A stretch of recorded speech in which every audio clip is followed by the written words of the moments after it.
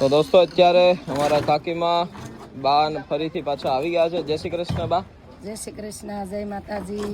આવ્યા છે ઈ પાછા અહીંયા ગામડે એ આશ્રમે આવ્યા તે કંઈક થોડુંક હમું નમું કંઈક કરાવીએ. ના ના, બહુ સાચી વાત છે. આમે તે રસોડું હોય એટલે પછી કાંઈ ઘટે નહીં. હા, એટલે રસોડું હોય ને થોડુંક અહીંયા બાયું હોય તો થોડુંક મદદ કરાવી હોય તો ફેર પડે. સાચી વાત છે.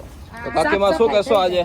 આશ્રમે આવ્યા, દેહમાં કામથી આવ્યા હતા તો એવું થયું કે અહીંયા બધા એટલી બધી મદદ કરે છે તો આ બધું સાફ સફાઈ બાયુનું કામ છે તો અમે એ બધું કરીએ છીએ. અમુક વસ્તુ આમ હાવ અવ્યવસ્થિત પડી હતી જે અમારે કેટલાય ટાઈમ કરવી હતી થોડીક, તો એટલે આજે કાકી ને બા આવ્યા એટલે કે હાલો કરી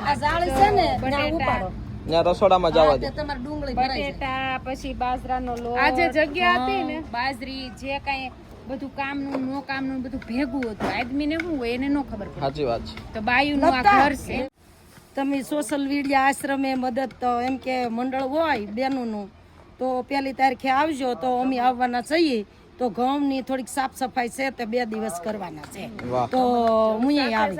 ભાઈ આપણે ઘઉં અનાજ આપણે ઘરે તો એ બધું આ સમયમાં કરતા જોઈએ છીએ કે મસાલાનું કામ, ઘઉં સફાઈનું કામ બધું કરીએ છીએ, પણ આજે આશ્રમે બહુ જ જરૂર છે ઘઉં સાફ કરવા માટે. તો બધા બહેનોને અમારી નમ્ર વિનંતી છે કે એ જરૂરથી પધારે ને અમારી સાથે જરૂર અમારે મદદ કરે ને અત્યારે બધી ચોખ્ખાઈ રાખવી ખૂબ જરૂરી છે બધા માટે, અને ચોખ્ખાઈ હશે તો જ માણસ તંદુરસ્ત રહેશે.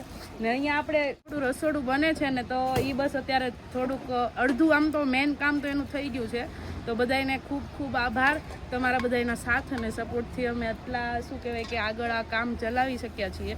તો તમે બધા સપોર્ટ આમને આપતા રહ્યો. એને બધાય બેનું જે ફ્રી હોય જેને સેવા આપવી હોય આશ્રમે સાફ સફાઈની કે ઘઉં સાફ કરવા કોઈ આવી સફાઈ કરવી તો જરૂર પધારજો. બિલકુલ, કેમ કે બહેનોનું કામ રસોડું એક નહીં, 1 તારીખે પાકું 1 તારીખે અમે આવશું એટલે જે હોય તો સાણિયું હારે લેતા આવજો. 2 દી આપણે સત્સંગ કરશું, થોડીક મદદ કરશું, ઘઉં સાફ કરશું ને મજા કરશું. થોડીક મજા કરશું. હા, સાથે મજા કરશું અહીંયા આપણે આશ્રમ.